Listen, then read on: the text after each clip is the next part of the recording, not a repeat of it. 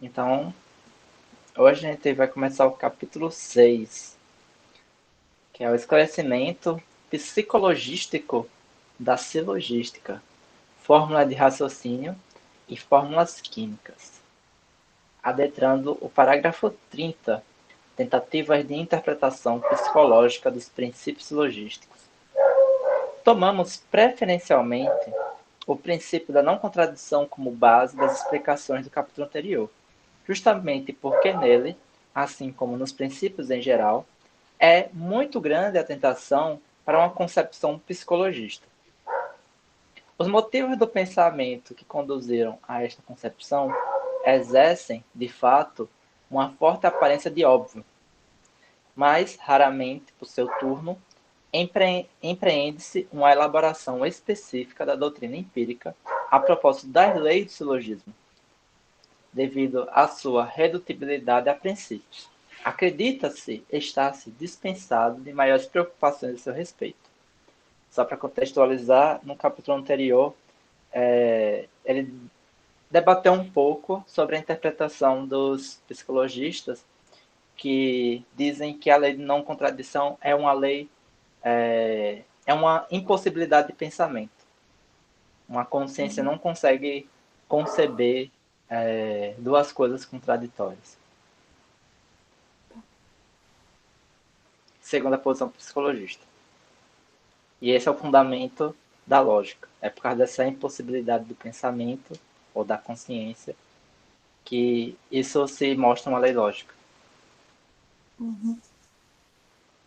Se estes axiomas são leis psicológicas, e se as leis silogísticas são consequências puramente dedutivas dos axiomas, então também as leis das silogísticas têm que ser consideradas como psicológicas. Ora, deveria atender-se a que cada falácia fornece necessariamente um contra-exemplo decisivo, e que, por isso, dessa dedução deve retirar-se antes um argumento contra a possibilidade de qualquer interpretação psicológica dos axiomas. Se você não entender alguma palavra, você fale que a gente dá uma pesquisada rápida. Né? Tá. Uhum. Deveria, além disso, atender-se a que o necessário cuidado na fixação do pensar e da linguagem do pretenso conteúdo psicológico dos axiomas convenceria forçosamente os empiristas de que, com uma tal interpretação, não podem fornecer nem sequer o mais pequeno contributo para a demonstração das fórmulas logísticas, e que, sempre que uma tal demonstração acontece, tanto do ponto de vista como o do ponto de chegada, tem um caráter de leis. Todo coelho diversas daquilo a que a psicologia chama de lei. Todo coelho. Isso. Vamos ver, né? Toto coelho. É latim. Deixa eu ver aqui rapidão.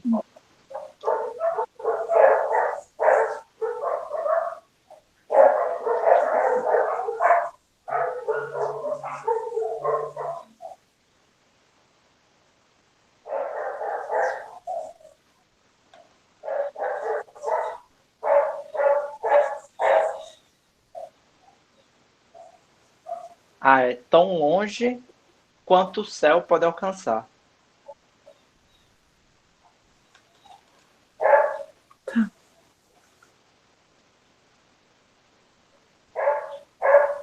Então, é uma expressão latina para falar que é muito distante. Uhum. Mesmo as mais manifestas refutações fracassam, contudo, perante a convicção complacente da doutrina psicologista. De Heymans, que recentemente desenvolveu elaboradamente essa doutrina, choca-se tão pouco com a existência de falácias que vê mesmo na possibilidade de identificar uma falácia uma confirmação da concepção psicológica, pois que esta identificação não consiste em corrigir aqueles que não pensam ainda segundo o princípio da não contradição, mas em apontar a contradição inadvertidamente incorrida na falácia. Poderia aqui perguntar-se Se contradições inadvertidas não são também contradições. E se o princípio lógico afirma somente a incompatibilidade de contradições advertidas, enquanto admite, para as inadvertidas, que sejam conjuntamente verdadeiras. É, novamente claro, pense tão só na diferença entre incompatibilidade psicológica e lógica que nós enredamos na esfera turva dos equívocos já discutidos. Se quisesse ainda dizer que é inapropriado falar-se de contradições inadvertidas, que a falácia conteria só no decurso da série do pensamento refutador, é que a contradição ocorre como algo de novo, ela aparece como consequência do modo errôneo de raciocínio. E a isto, sempre seguindo a concepção psicológica, se liga a consequência de que nós vemos também forçados a recusar este modo de raciocínio como errôneo. Isso de pouco nos serviria. O movimento do pensamento tem um resultado, um outro, por sua vez, outro resultado. Nenhuma lei psicológica vincula a refutação à falácia.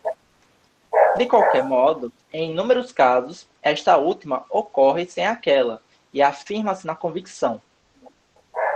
Como obtém, então, exatamente este mesmo movimento do pensamento que, sobre certas circunstâncias psíquicas, se liga ao sofisma, o direito de lhe imputar simplesmente uma contradição e de lhe contestar não somente validade sobre as circunstâncias, mas validade objetiva e absoluta.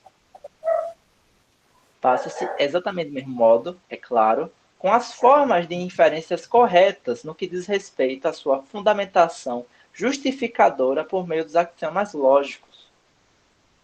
Como chega o curso fundamentador do pensamento à reivindicação de designar as formas de inferência em questão como simplesmente válidas? Para tais questões, a doutrina psicologista não tem resposta aceitável.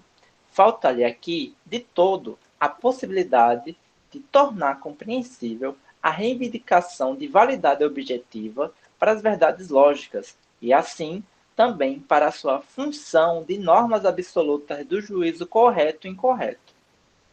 Levantou-se, com muita frequência, esta objeção.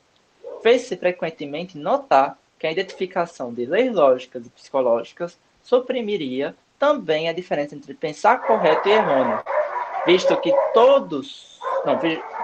visto que os modos de julgar errôneos não decorrem segundo leis psicológicas, menos que os juízos corretos. Ou deveríamos, porventura, com base numa convenção arbitrária, designar certas regularidades como corretas e algumas outras como errôneas? Que responde o empirista a tais objeções? É certo que o pensar orientado para a verdade se reforça por produzir ligações de pensamentos não contraditórias, mas o valor dessas ligações de pensamento não contraditórias reside precisamente, de novo, na circunstância de que, com efeito, só o que é não contraditório pode ser afirmado, e que, por isso, o princípio da não contradição é uma lei natural do pensar. Essa aqui é uma citação de Neymans. Também você pode ver isso em Lang, no último parágrafo dos seus estudos lógicos. Que a supressão factual dos contraditórios nos nossos juízos é o fundamento último das regras lógicas. Isso aqui afirma o Lang, uma longa citação dos estudos lógicos. Ok.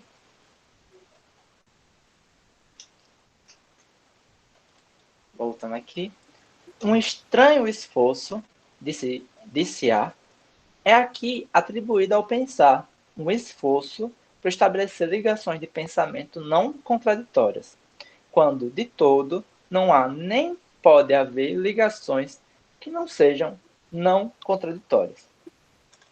Ao menos, se efetivamente vigora a lei da natureza de que aqui se fala. Ou é um argumento melhor se se diz: Não temos nenhuma única razão para condenar como incorreta a ligação entre dois juízos que se contradizem, a não ser que sentimos instintiva e imediatamente a impossibilidade de afirmar simultaneamente os dois juízos. Tente-se, então, demonstrar, independentemente deste fato, que só é lícito afirmar o não contraditório. Para poder efetuar a demonstração, terá sempre de se pressupor novamente o que se está a demonstrar. Recorre-se, sem mais, o efeito dos equívocos acima analisados. A intelecção da lei lógica de que proposições contraditórias não são conjuntamente verdadeiras é identificada com a sensação da incapacidade psicológica de levar a cabo, ao mesmo tempo, atos de juízos contraditórios. Confunde-se, num só, a evidência e a convicção cega, a generalidade exata e a empírica, a incompatibilidade lógica dos estados de coisas e a incompatibilidade psicológica dos atos de crença. E logo, o não pode ser conjuntamente verdadeiro e o não se pode crer simultaneamente. Ok. Você tem condições de ler um pouquinho ou realmente foi explicado para você? Eu tava. Bom. Ah, você não pode ler hoje, na próxima vez eu leio. Porque Ah, se eu ficar muito tempo, dói um pouco. certo, tudo bem. Fórmula de raciocínio e fórmulas químicas. Parágrafo 31. Heymans procura tornar mais plausível a doutrina de que as fórmulas de raciocínio são leis empíricas do pensar, pela comparação com as fórmulas químicas. Do mesmo modo como na fórmula química 2H2 mais O2 igual a 2H2O, apenas é expresso o fato geral de que dois volumes de hidrogênio com um volume de oxigênio se combinam, sob certas condições favoráveis, em dois volumes de água. Assim também a fórmula lógica MAX, MAY é igual a YI x mais XI Y.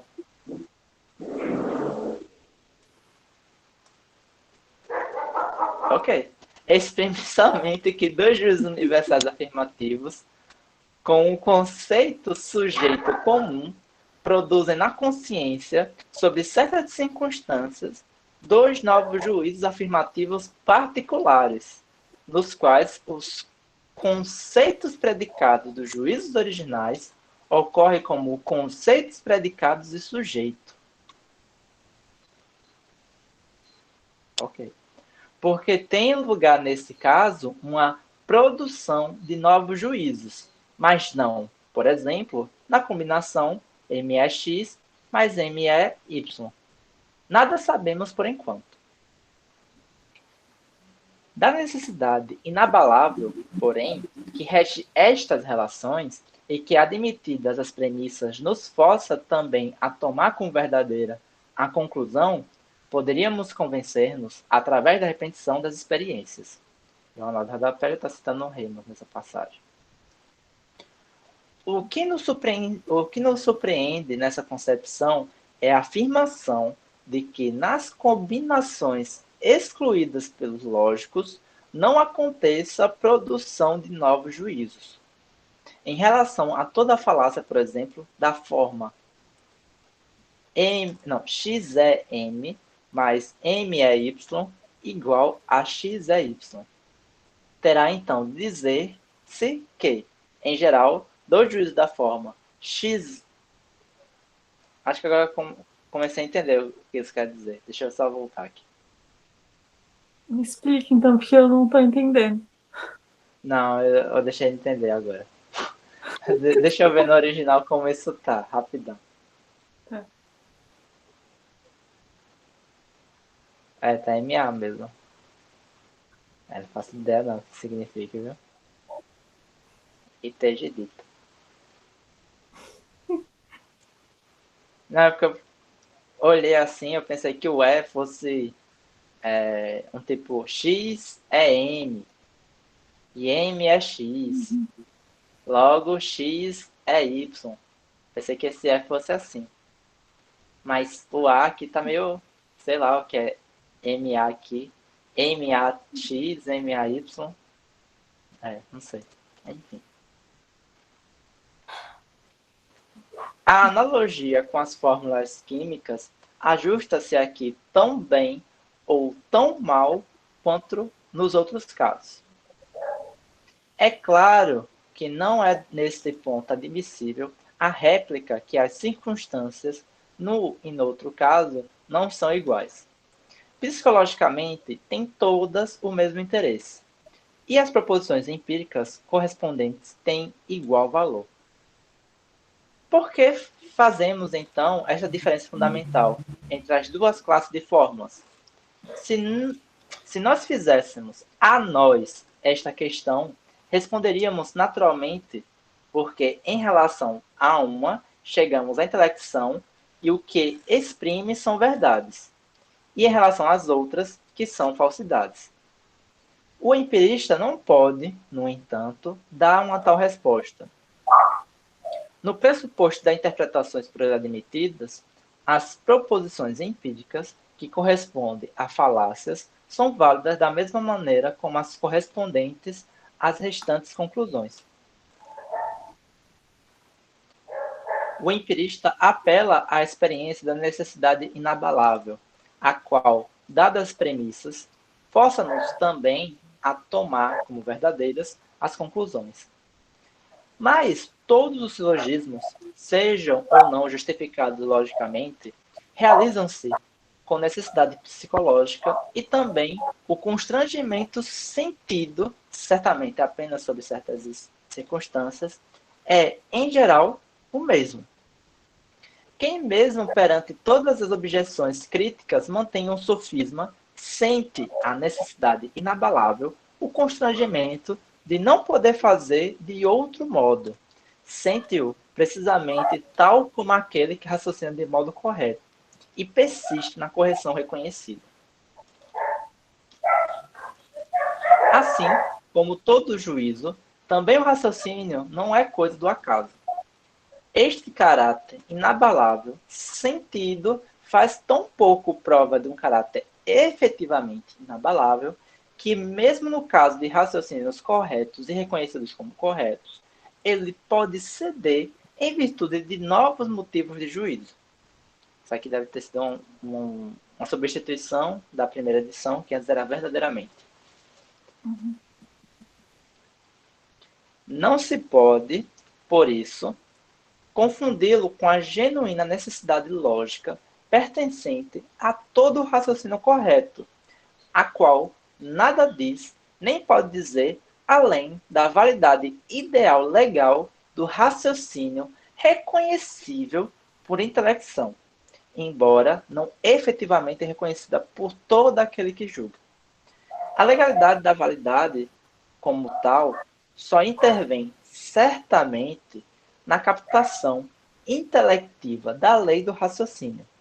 Em comparação com ela, a clareza intelectiva do raciocínio, hic et nunc, que é aqui e agora, realizado, aparece como a intelecção da validade necessária do caso particular, isto é, da validade do mesmo com base na lei.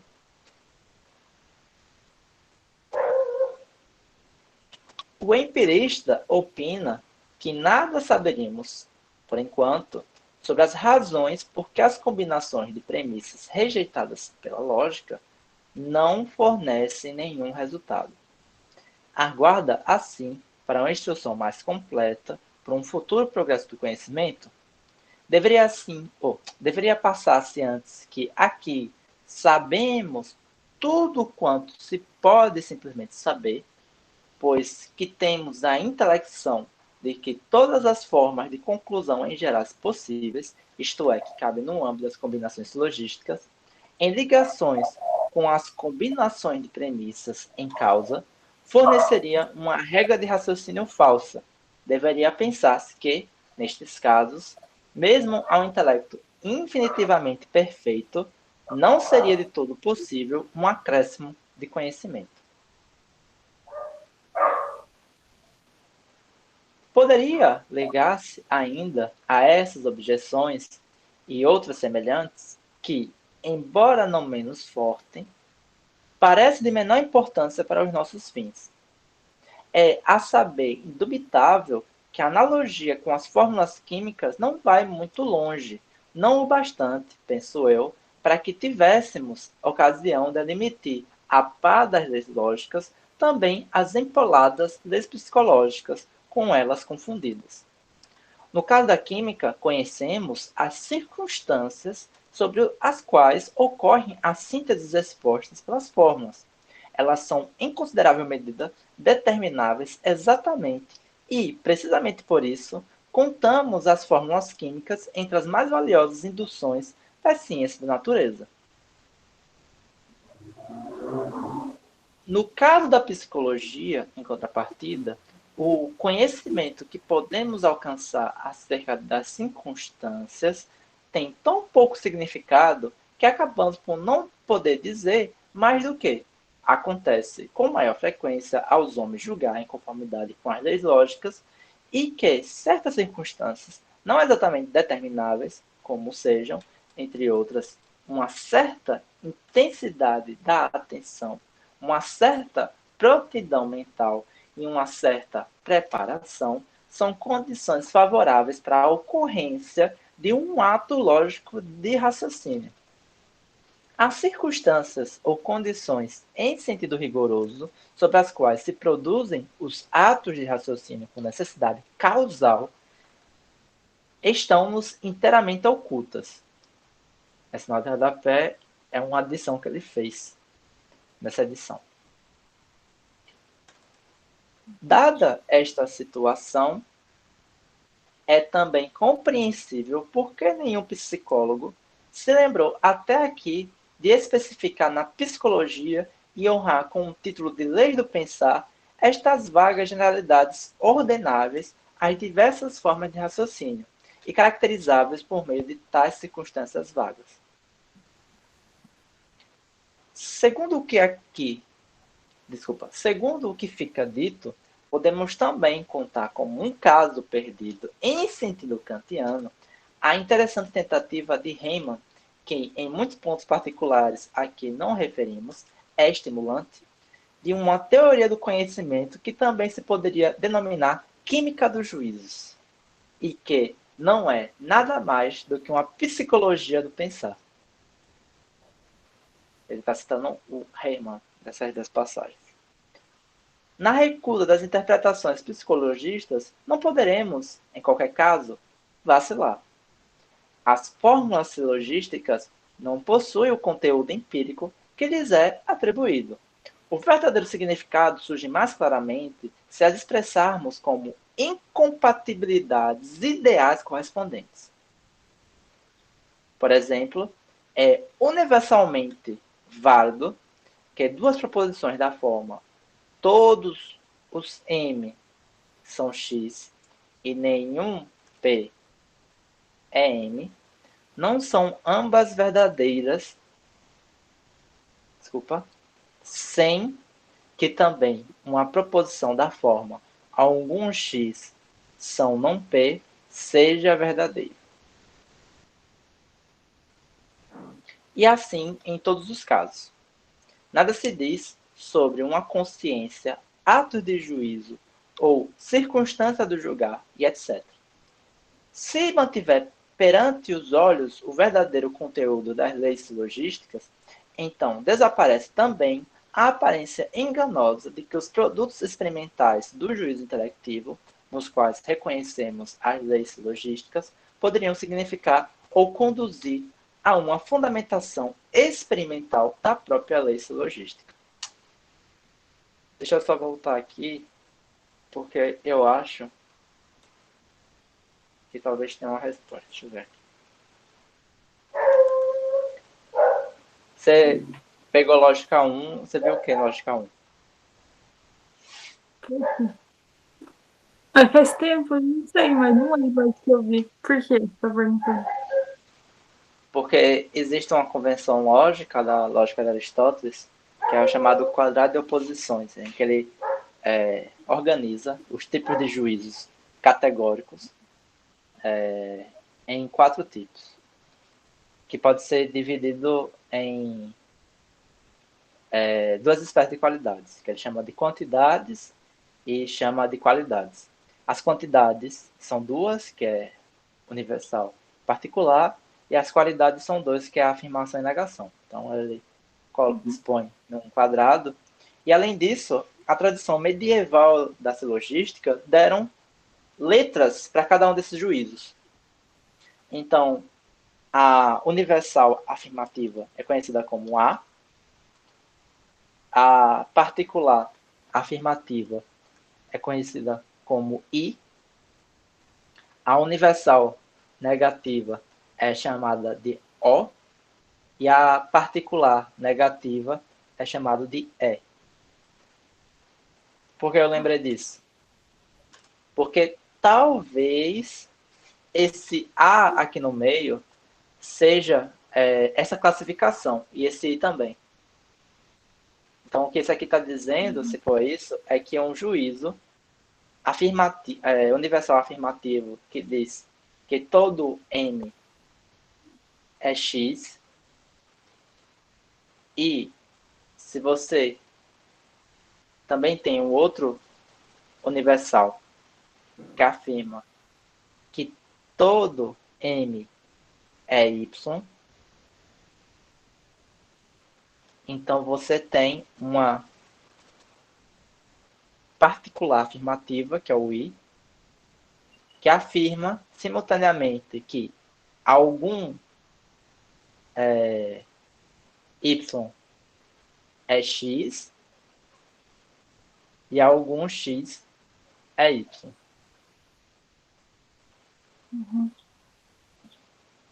Acho que fez sentido, doutor. Aí só não sei se isso é verdadeiro, né? Lição para casa. Todos os mamíferos mamam. Não, todos os mamíferos mamam não. Todos os mamíferos. Caramba, qual é uma qualidade. Eu acho que todos os mamíferos mamam. E todos os mamíferos. Digam outra qualidade que também tem nos mamíferos. Em todos, sem exceção. Poxa, eu não sei.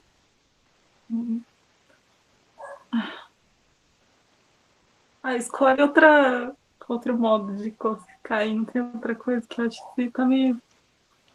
Não, pega alguma coisa universal que você sabe que conhece. Dei um exemplo pra você. Infelizmente eu conheço poucas coisas. E por que eu fui... Não, eu não sei. A gente vai ficar aqui uma meia hora. Isso. Não, você não sabe nenhuma outra qualidade que todos os mamíferos têm. Eu acho que todos os mamíferos têm coluna vertebral. Pelo meu conhecimento parco de biologia, ser vertebrado é uma classe superior, uma sobreclasse à classe dos mamíferos. Todos os mamíferos são vertebrados. Vamos a isso. Então, isso aqui, dado que todos os mamíferos mamam e todos os mamíferos são vertebrados, você pode inferir que algum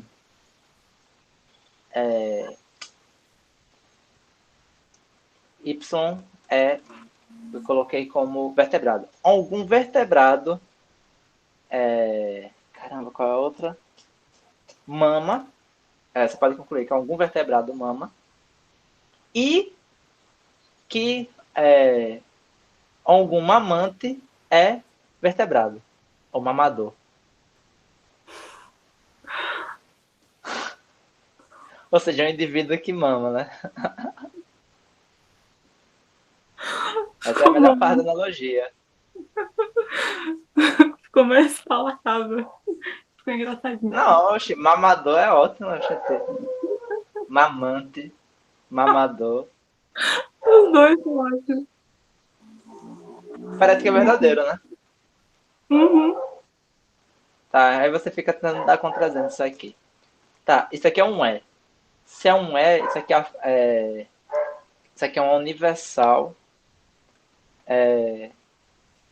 Eu inverti, na verdade. A universal afirmativa, ou a universal negativa é E. Isso aqui é uma universal negativa. Então aqui Uhum. diz que todo X não é M e todo M não é Y. E disso você pode concluir que todo X não é Y. Ou colocando em outros termos, nenhum X é M e nenhum M é Y. Uhum. Logo, você pode concluir que nenhum X é M. Então, colocar assim. Perdões aí as discussões de gênero, essa é um exemplo didático. Estamos tratando com um livro que antecede essas categorias fluidas, então vou colocar todo homem não é mulher, então nenhum homem é mulher. E a outra, vamos pensar aqui,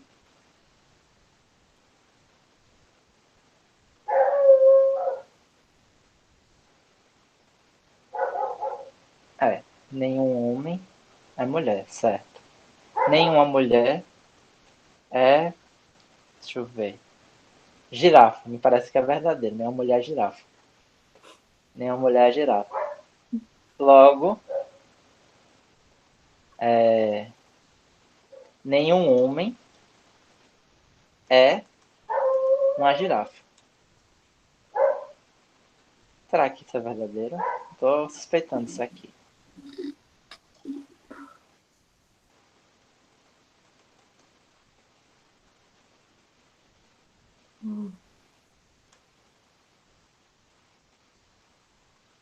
Vamos trocar de novo.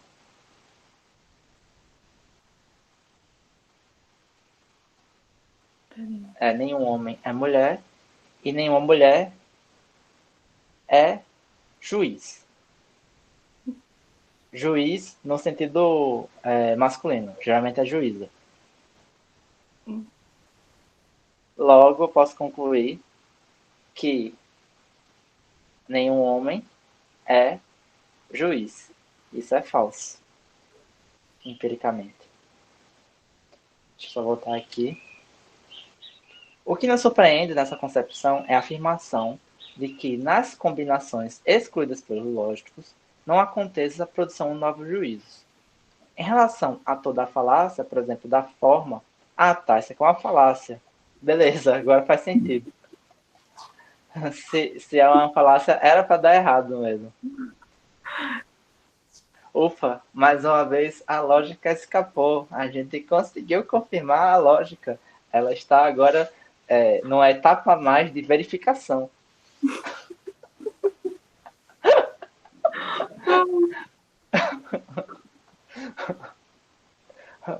Salvamos a lógica mais uma vez, ufa.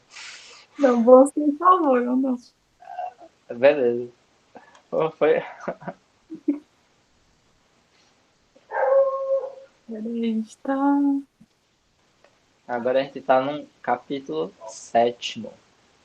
O psicologismo como relativismo cético. Deixa eu acender a luz aqui rapidão.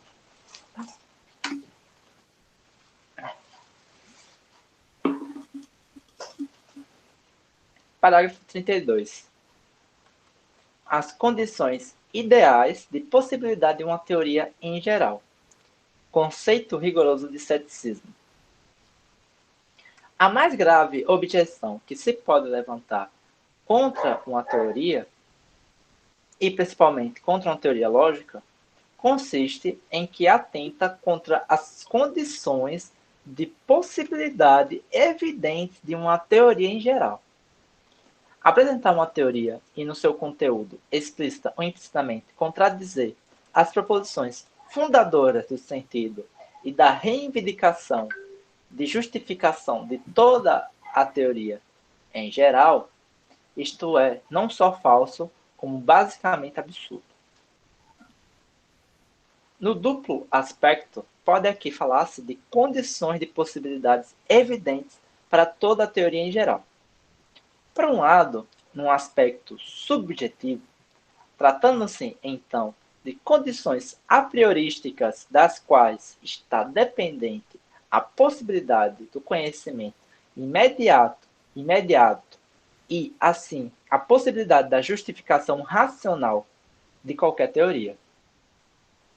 Tem uma nota de rodapé aqui. Nota do autor. Note-se que o termo conhecimento nesta obra não é entendido sobre a muito usual restrição ao conhecimento do real. Ok. A teoria como fundamentação do conhecimento é ela própria um conhecimento e depende, segundo a sua possibilidade, e de certas condições fundadas de modo puramente conceitual no conhecimento e na sua relação com o sujeito cognitivo. Por exemplo, no conceito do conhecimento em sentido rigoroso, reside ser um juízo que não só reivindica atingir a verdade, mas que está, outro sim, certa legitimidade dessa reivindicação, mas que possui também efetivamente essa legitimidade. Se aquele que julga não estivesse, porém, jamais em posição de vivenciar em si e de apreender como tal aquela característica que constitui a justificação do juízo, se lhe faltasse em todo julgar a evidência que distingue do preconceito cego e que lhe confere a certeza totalmente clara de não tomar somente por verdadeiro, mas de deter a própria verdade, então não se falaria a seu respeito de um estabelecimento e fundamentação do conhecimento, de teoria ou de ciência. Você para interessante. Logo, uma teoria contradiz as condições subjetivas da sua própria possibilidade como teoria em geral, se, como nesse exemplo, nega qualquer privilégio ao juízo evidente perante o juízo cego. Tal teoria suprime, então, aquilo que a diferencia de uma afirmação arbitrária e legítima.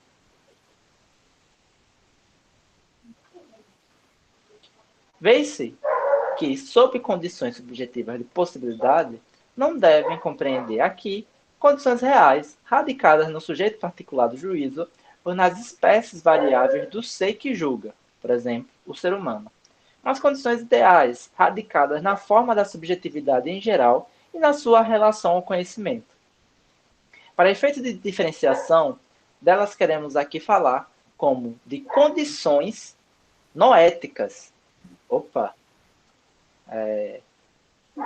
Se estiver assistindo, isso aqui é uma marcação. Pronto. Marcação em vídeo do texto. Vou reler rapidão. Vê-se que, sobre condições subjetivas de possibilidade, não deve compreender aqui condições reais, radicadas no sujeito particular do juízo, ou nas espécies variáveis do ser que julga, por exemplo, o ser humano, mas condições ideais, radicadas na forma da subjetividade em geral e na sua relação ao conhecimento. Para efeito de diferenciação delas, queremos aqui falar como de condições noéticas. Isso aqui é importante porque é uma palavra-chave do Husserl, é noético.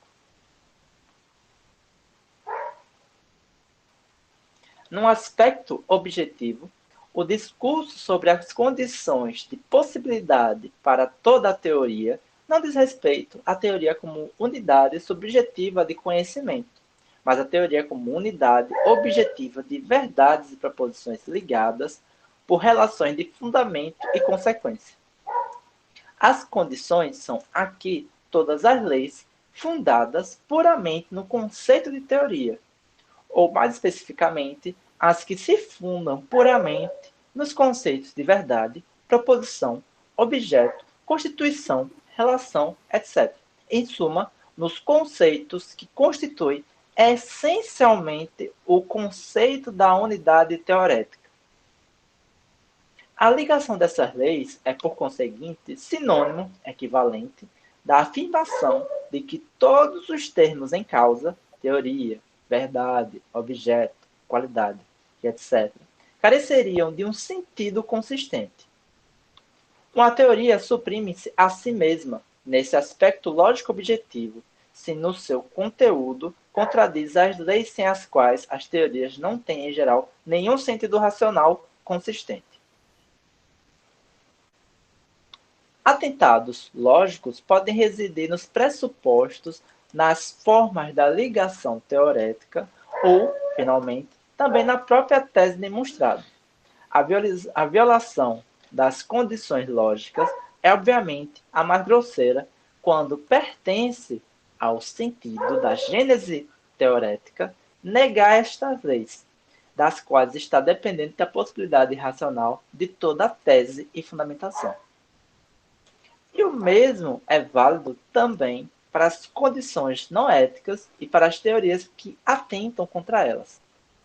Diferenciamos, então, naturalmente, não para efeitos classificatórios, teorias falsas, absurdas, lógica e noeticamente absurdas e, por fim, céticas.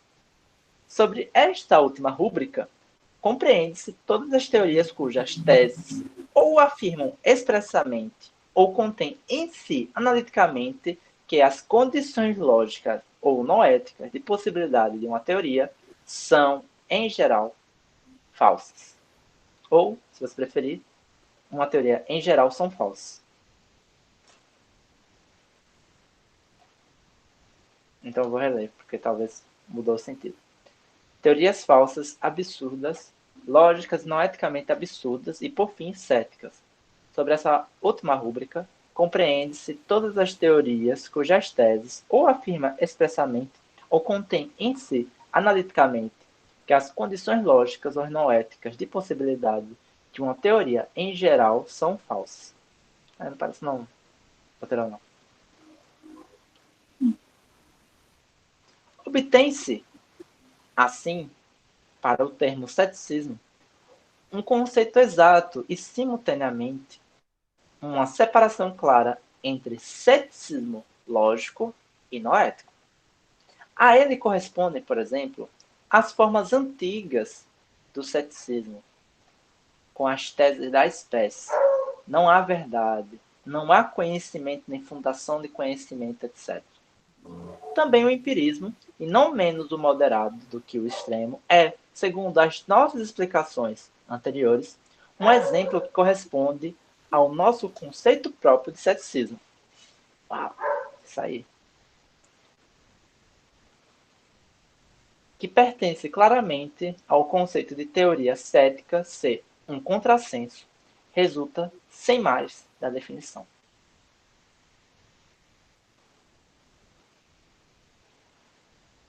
Parágrafo 33. Ceticismo em seu sentido metafísico. O termo ceticismo usa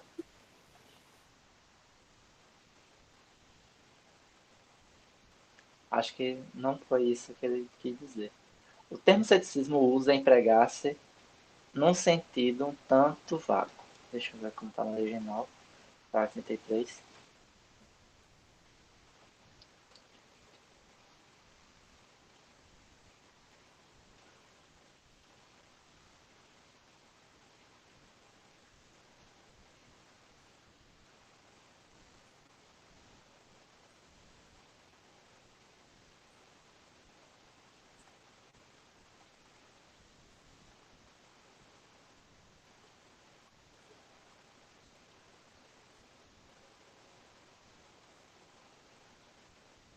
Ok.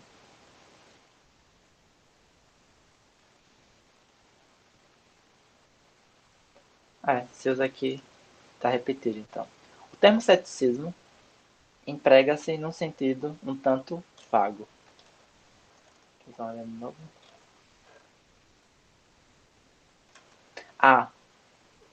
Habitualmente. O termo ceticismo habitualmente emprega-se num sentido um tanto vago. Eu acho que aqui é usualmente, né? Eles colocaram usa. Ok. Muda um Se pouco. se... Oi? Muda um pouco o sentido. Assim, o sentido não, mas muda um pouco, tem uma diferença. Enfim, pode continuar, desculpa aí. É uma pequena falhazinha de tradução. O tradutor estava cansado já. Colocou essa palavra aqui. Não tem revisão também. Não, de brinks, só de brinks. Não sei se teve revisão, mas parece que não teve. Enfim, continuando. Se abstrair do seu sentido popular, então denomina-se cética toda teoria filosófica que pretende exibir, por motivos principiais, uma limitação significativa do conhecimento humano, especialmente quando, por seu intermédio, são banidas do domínio do conhecimento possível amplas esferas do ser real, ou ciências entendidas como particularmente valiosas. Por exemplo, a metafísica, a ciência da natureza ou a ética, enquanto ciências racionais. Dentre essas formas inautênticas do ceticismo, é costume confundir-se com o ceticismo propriamente gnoseológico, conforme aqui o definimos, aquela forma em que se defende a limitação do conhecimento à existência psíquica e se recusa à existência, à cognoscibilidade, às coisas em si. Então, nesse sentido, Kant seria cético. Tais teorias são, contudo, claramente metafísicas. Não têm em si nada que ver com o ceticismo propriamente dito, e sua tese está livre de qualquer contrassenso noético, e sua validação é somente uma questão de argumento e demonstração. Foi somente sobre a influência paralogística de naturais equívocos ou de convicções céticas de outro modo ocasionadas que surgiram confusões e formulações genuinamente céticas. Se um cético metafísico formula, por exemplo, a sua convicção na seguinte forma: não há conhecimento objetivo, conhecimento de coisas em si, ou todo conhecimento subjetivo, todo conhecimento factual é conhecimento meramente de fatos de consciência. Então, é grande a tentação de transigir, ou transigir, melhor dizendo, com a ambiguidade da expressão objetivo-subjetivo e de pôr na base do sentido originário, adequado ao ponto de vista expresso, um sentido noético, cético. Tá, então talvez isso aqui seja o sentido noético cético. Quem sabe? Vamos lá.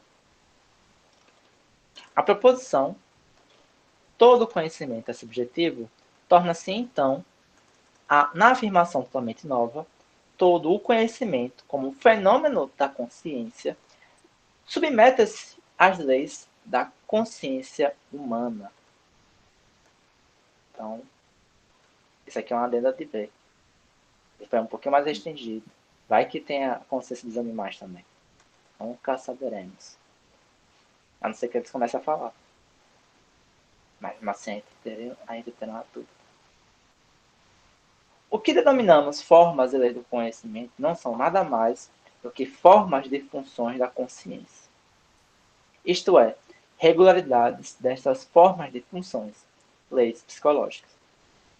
Ora, assim como o subjetivismo metafísico, desse modo correto, recomenda-se o subjetivismo gnoseológico, também este último, quando é assumido por si mesmo iluminador. Parece, na direção inversa, fornecer um argumento de peso para o primeiro. Raciocina-se aproximadamente assim. As leis lógicas, enquanto leis para as nossas funções do conhecimento, carecem de significado real. Em qualquer caso, se não pudéssemos jamais saber se harmonizam com algo como as coisas em si, então a admissão de um sistema de pré-formação seria inteiramente arbitrária. Se a comparação do conhecimento particular com o seu objetivo para a constatação da adequatio rei et intellectus, ou seja, a adequação das coisas, adequação entre as coisas e o intelecto, está excluída já pelo conceito da coisa em si. Caramba, eu pausei aqui, eu perdi o ponto. Se a comparação do conhecimento particular com o seu objeto para a constatação da adequatio res et intellectus está excluída já pelo conceito da coisa em si, então também o está na comparação das coisas, funções da consciência com o ser objetivo das coisas e das suas leis. E logo, se há coisas em si, delas não podemos saber absolutamente nada. As questões metafísicas não nos dizem aqui respeito. Mencionamos-las para, desde o princípio, impedir a confusão entre ceticismo metafísico e ceticismo lógico noético. Ok. Parágrafo 34. O conceito do relativismo e as suas particularizações. Com o fito de uma crítica ao psicologismo, temos ainda de discutir os conceitos que também intervêm nas teorias metafísicas mencionadas de subjetivismo ou relativismo. Um conceito originário é delimitado pela forma protagórica: o homem é a medida de todas as coisas, na medida em que a interpretamos no seu sentido que segue. O homem individual é a medida de toda a verdade. Verdadeiro é para cada qual o que lhe parece verdadeiro, para um isto, para o outro o contrário, caso lhe pareça assim. Podemos então escolher também aqui a fórmula. Toda verdade e conhecimento é relativa ao sujeito contingente que julga. Mas se tomarmos como ponto de referência da relação, em lugar do sujeito, a espécie contingente de seres que julgam, surge então uma nova forma de relativismo. A medida de toda a verdade humana é, por conseguinte, o homem enquanto tal. Todo juízo radicado no específico do homem, nas leis que o constituem, é, para nós, homens, verdadeiro. Porque estes juízos pertencem à forma da subjetividade universal humana, da consciência em geral humana. Também aqui se fala de subjetivismo, do sujeito como fonte última do conhecimento. Melhor se escolhe aqui o termo relativismo, e distingue-se entre relativismo individual e específico. A referência restritiva à espécie humana determina então este último relativismo como antropologismo. Voltamos-nos agora para a crítica, cuja execução cuidadosa os nossos interesses exigem. Ok. Se ele está dizendo, eu não entendo. Vamos lá. Parágrafo 35. Crítica ao relativismo individual. O relativismo individual é um ceticismo tão notório e quase diria tão grosseiro que não foi jamais seriamente defendido nos tempos modernos. Se alguma vez, o foi. É engraçado, ele postou uma posição que ele disse que quase não tem defensor. Vamos lá, então. A doutrina, ao ser exposta, já é, ou melhor, já está refutada, mas certamente só para aqueles que inteligem a objetividade de todo lógico. Não se pode convencer o subjetivista, tão pouco quanto em geral o cético explícito, se ele carece até mesmo da disposição para inteligir que princípios, como o da não contradição, se fundam no mero sentido da verdade, e que, de acordo com esses princípios, o discurso sobre uma verdade subjetiva para um esta, para um outro a oposta, só pode justamente valer como um contrassenso. Tampouco se irá convencê-lo pela objeção habitual de que, pelo estabelecimento da sua teoria, ele reivindica convencer outros que pressupõem, por isso, a mesma objetividade da verdade, em tese, nega. Ele responderá naturalmente: com a minha teoria, exprimo o meu ponto de vista, que é verdadeiro para mim, e não precisa ser verdadeiro para mais ninguém.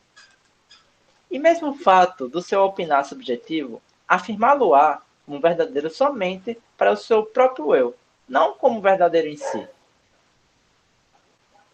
Tá, uma nota de aqui rapidão. Segundo o autor, aqui teriam de lhe dar razão aqueles que acreditam poder distinguir entre verdade meramente subjetiva e verdade objetiva, ao contestarem o caráter de objetividade aos juízos de percepção sobre as suas próprias vivências conscientes.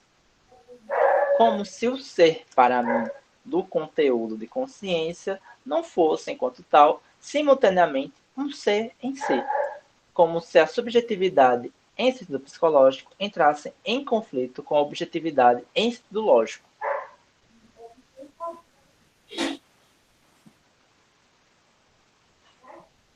Mas não se trata da possibilidade de convencer pessoalmente o subjetivista e de levá-lo a admitir o seu erro, mas da possibilidade de refutá-lo de maneira objetivamente válida.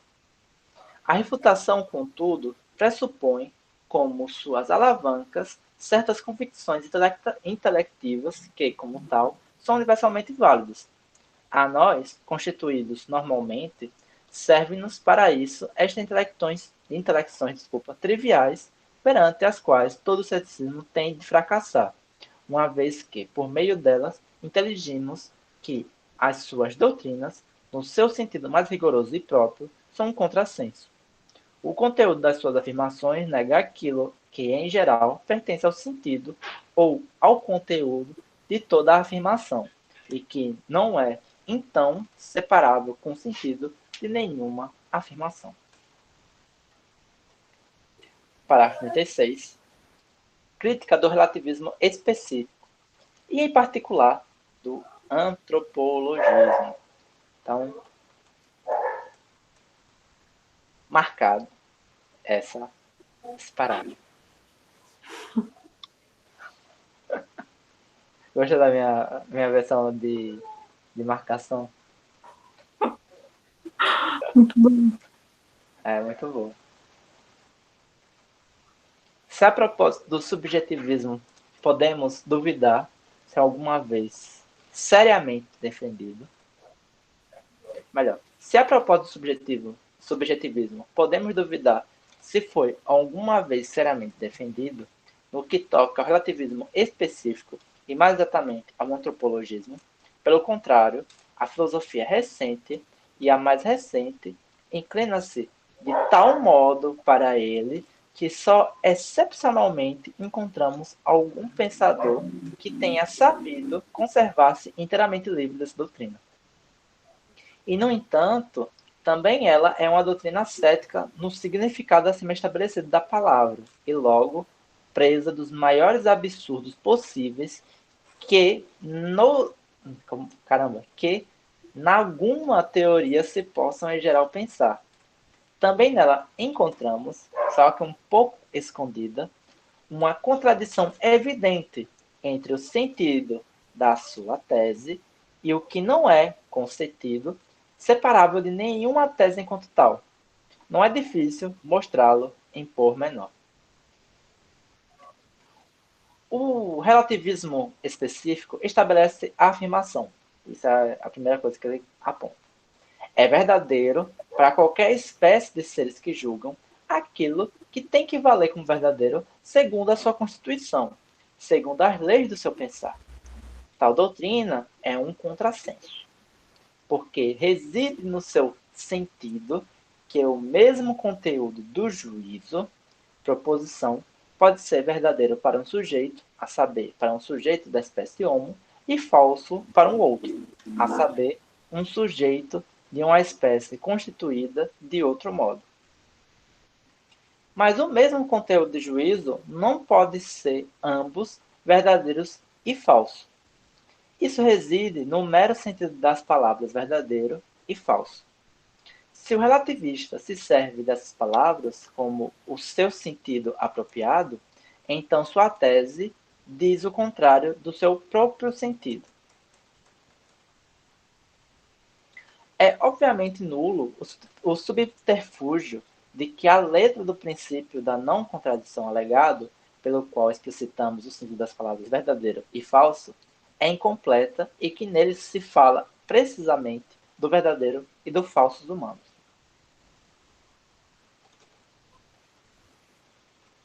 Do verdadeiro e do falso humanos. Ok. Marcado. Do mesmo modo, poderia também o subjetivismo comum dizer que o discurso do verdadeiro e do falso é impreciso e que o que se quer dizer é verdadeiro ou falso para o sujeito individual. E é claro, responder-lhe-se-á a lei, evidentemente válida, não pode significar o que é obviamente um contrassenso. E é, de fato, um contrassenso falar-se de uma verdade para este ou aquele. É um contrassenso manter-se aberta a possibilidade de que o mesmo conteúdo de juízo, dizemos incorrendo num perigoso equívoco, o mesmo juízo, deixa eu só ver nessa parte aqui, é uma modificação da primeira edição, que antes era uma perigosa inexatidão.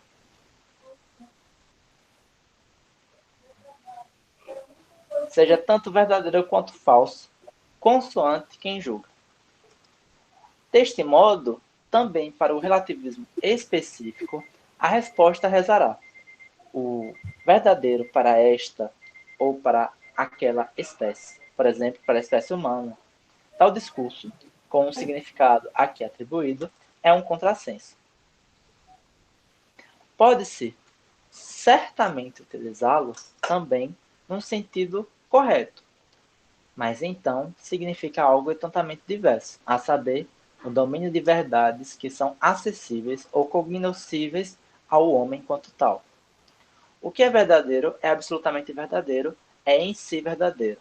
A verdade é idêntica e só uma, sejam homens ou não, sejam anjos ou deuses, que apreendam no juízo.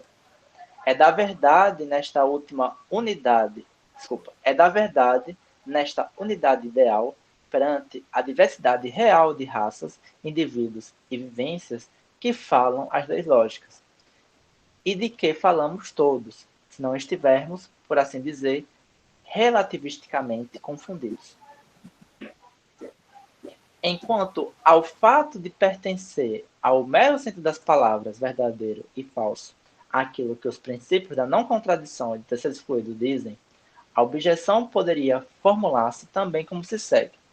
Se o relativista diz que poderia também haver seres que não estão vinculados a estes princípios, e como é fácil de ver, esta afirmação é equivalente à afirmação relativista acima formulada, então ele quer dizer ou que poderia nos juízos destes seres ocorrer proposições e verdades que não são conforme aos princípios, ou quer dizer que neles o curso do julgar não é psicologicamente regulado por esses princípios. No que diz respeito a esta última alternativa, não encontramos aí nada de particularmente estranho, posto que nós mesmos somos tais seres. Recordemos-nos das nossas objeções contra as interpretações psicologistas das leis lógicas. A primeira, contudo, responderíamos simplesmente: ou esses seres compreendem as palavras verdadeiro e falso no nosso sentido, e então não se pode racionalmente falar de que os princípios não são válidos, pois eles pertencem ao mero sentido dessas palavras e, de fato, conforme as compreendemos, a nada que infringisse esses princípios chamaríamos, em caso algum, verdadeiro ou falso. Ou utilizaríamos as palavras verdadeiro e falso num outro sentido, e então toda disputa é acerca de palavras. Se chamássemos, por exemplo, árvores ao que nós denominamos proposições, então é claro que os enunciados nos quais apreendemos princípios não são válidos, mas perdem então também o sentido em que o afirmamos.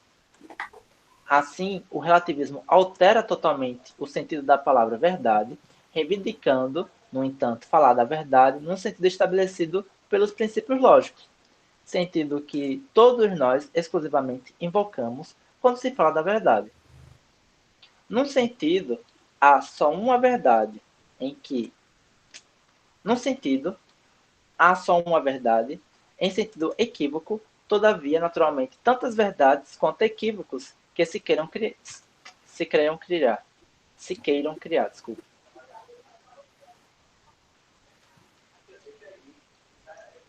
Terceiro, a constituição da espécie é um fato. A partir de fatos, só se podem derivar, novamente, fatos. Fundar a verdade relativisticamente sobre a constituição da espécie significa, por isso, conferir-lhe o caráter de um fato. Mas isto é um contrassenso. Todo fato é individual e, logo, temporalmente determinado. Em relação à verdade, o discurso de uma determinidade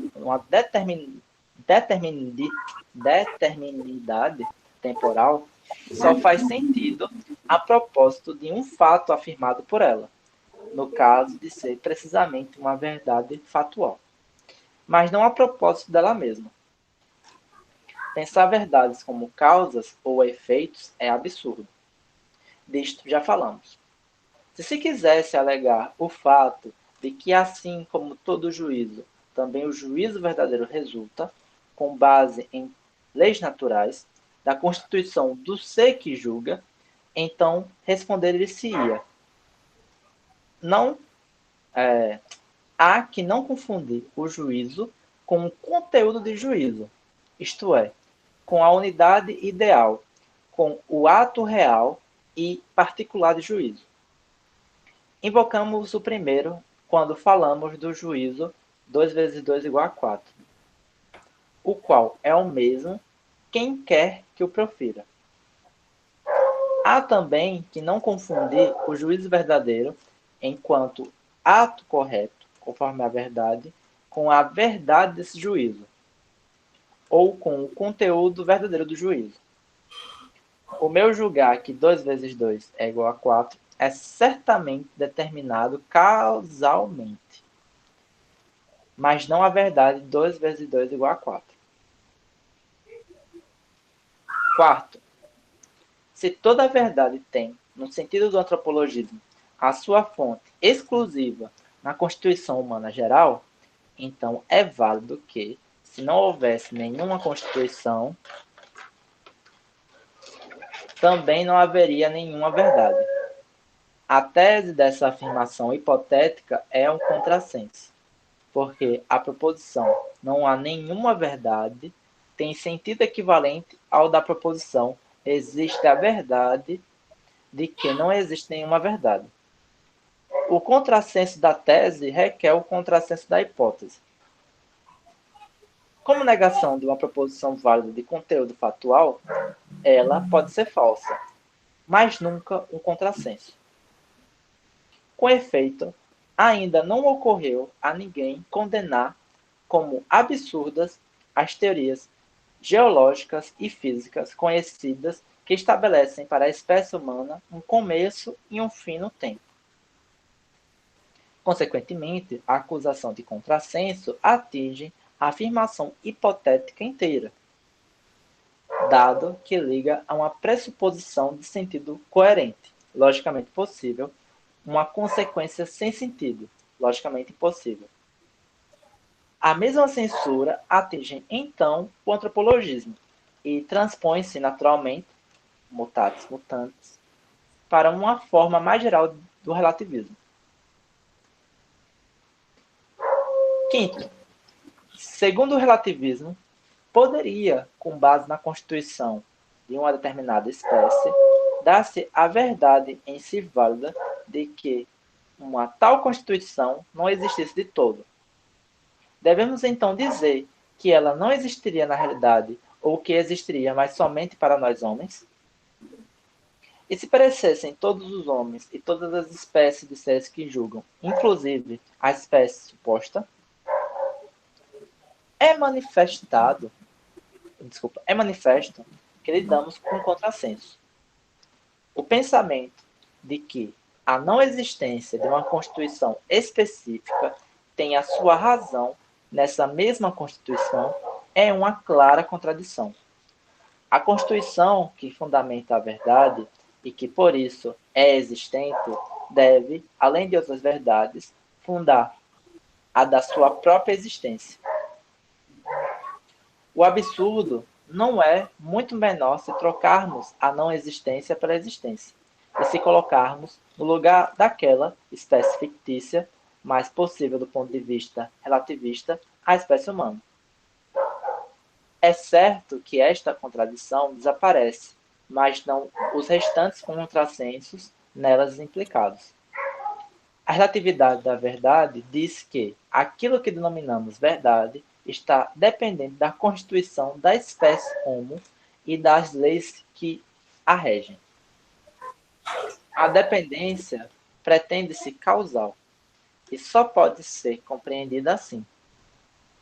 Logo, a verdade de que esta Constituição e estas leis existem teriam de esgotar a sua explicação real no fato de que existem, pelo que os princípios segundo os quais acontece a explicação seriam idênticos a estas mesmas leis, nada mais do que contrassenso.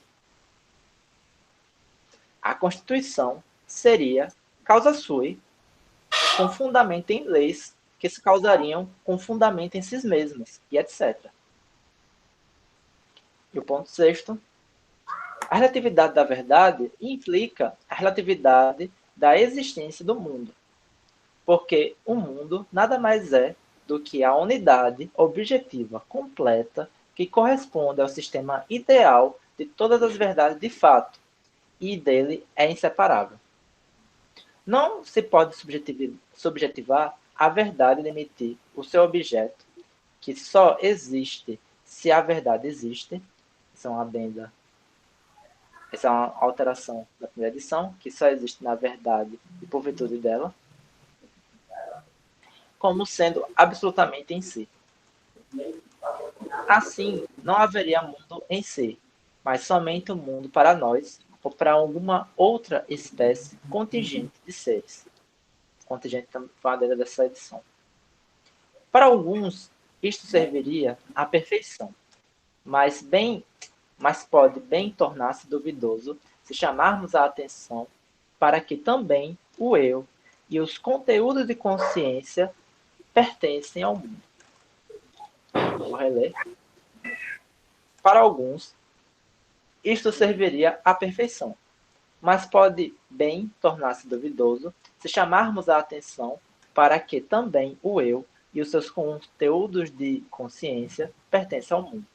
Ok. Também o eu sou e o vivencio isto e aquilo seriam eventualmente falsos. Admita-se a saber que eu fosse constituído de uma tal maneira que estas proposições tivessem de ser negadas com base na minha constituição específica.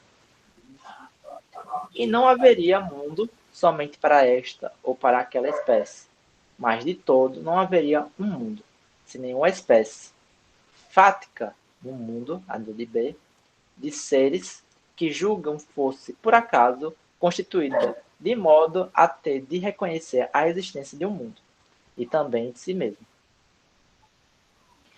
Se nos ativermos às únicas espécies que efetivamente conhecemos, as espécies animais, então a alteração da sua constituição condicionaria uma alteração do mundo, enquanto, segundo doutrinas universalmente admitidas, as espécies animais são produtos da evolução do mundo. Jogamos assim um bonito jogo. O homem desenvolve a partir do mundo e o mundo do homem. Deus cria o homem e o homem cria Deus.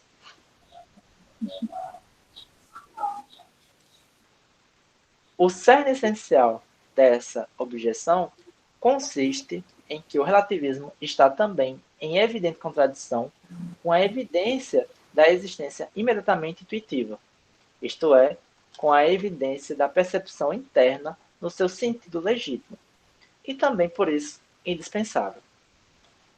A evidência dos juízos que assentam sobre a intuição é, com razão, contestado porquanto ultrapassam intencionalmente o conteúdo do dado de consciência fático. São, contudo, efetivamente evidentes quando a sua intenção se dirige ao seu próprio conteúdo e encontra o seu preenchimento nele, tal como é.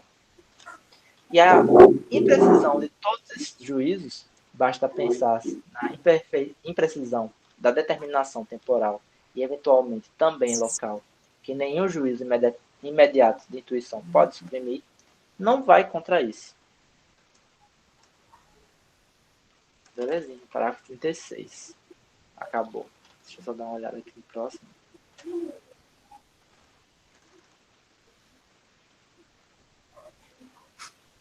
Eu já estou um pouco cansado. Eu acho que a gente pode encerrar por aqui.